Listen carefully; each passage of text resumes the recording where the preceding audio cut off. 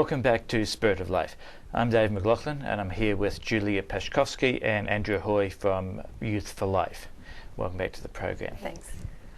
Julia, you just told us in the last segment about your own story. How do you think other young people would be affected if they heard more about your stories and other pro-life stories, particularly from young people? Young people.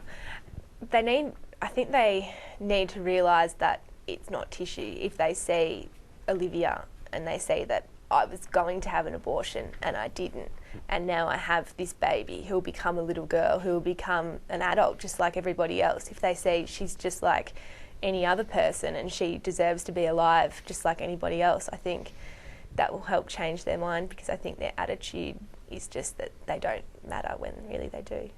And you said you were told by society and by your friends that this would be the end of your life and you couldn't cope with a child at such a young age, but that has not been the case. You've coped all right? No, I'm still at uni. I'm still doing everything else. I'm not going to deny it's harder, but my life's 1,000 times better. I wouldn't change anything. So you think even though your life is harder, that has perhaps helped to mature you more? Oh, definitely.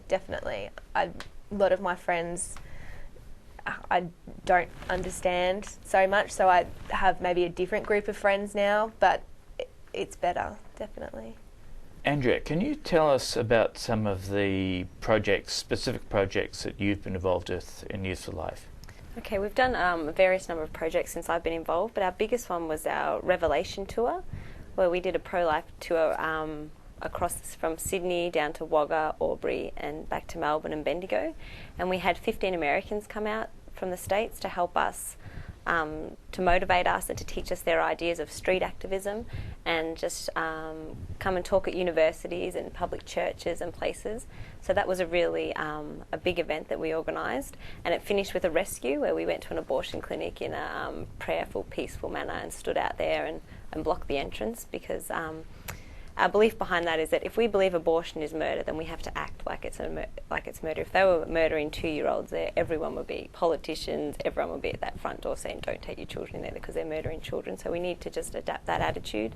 That's what they're doing at these clinics. This is what happens here. They are murdering innocent babies, and we need to be there to defend them, because we need to be a voice for the voiceless.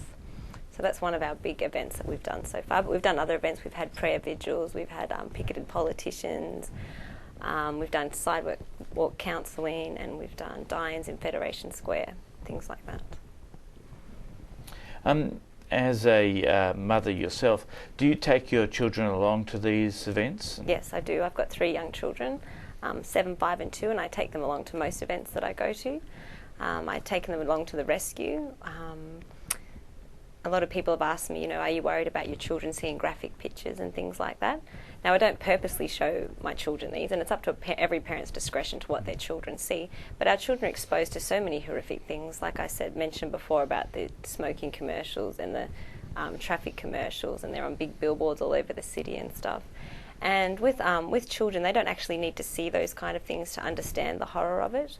Like the morning we were going to the rescue, and my little girls knew they were going to an abortion clinic, and one of my friends was bringing along a 6-month-old baby, and my 7-year-old daughter said to me, Mum, what if the abortionist kills Charlotte? And I was like, oh, don't worry, darling. But that was a concern of hers, because she understood that an abortion clinic is where they murder babies, and if we took a baby out the front, then she'd be, open prey as well. So they've got such little innocent minds, but they just see it as it is. It's all black and white to them. It's life or death. There's no other choice. So, yeah. So where do you see Youth for Life expanding in the future? Well, we really want to get out on the streets and encourage people and educate people and hand out flyers and have our die-ins and our demonstrations on the street to recruit new people. Like Julia came along because she saw us on the TV, and just to get the message out there, because the young people are going to be the ones who get this law overturned, and they're going to be the next generation of people, and they're going to be the educators. So we really need to get out in the streets and recruit people and just show them who we are and teach them the truth about abortion. And do you think that'll be easy to do? No, not at all. If you look back in history, like slavery, the Holocaust, all those kind of issues were very hard battles that they had to fight against. And just this time it's a different enemy, you know, same battle but different enemy kind of a thing. It's a battle for life, a human rights issue. And it will be hard, and we have to get out there and pull our sleeves up and work really hard and be subject to things we don't want to be subject to. But because we believe in this issue and it's such an important thing, that we're just going to have to fight for it. Do you have any idea of when you might expect to see things change and abortion become something that most people are against? Well, I look at how long it took for like people like Joan Kerner and people that were real advocates of getting abortion legalised in Victoria. It took them about 40 years to get from abortion being legal up to 12 weeks to 9 months.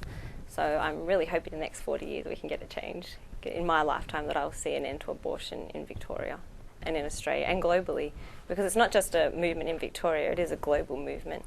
We're all part of the human family, and we all have an obligation to stand up for that. On that note, we've come to the end of the program. Okay, thank you very much. Thanks for coming on. Thanks. You've been watching Spirit of Life.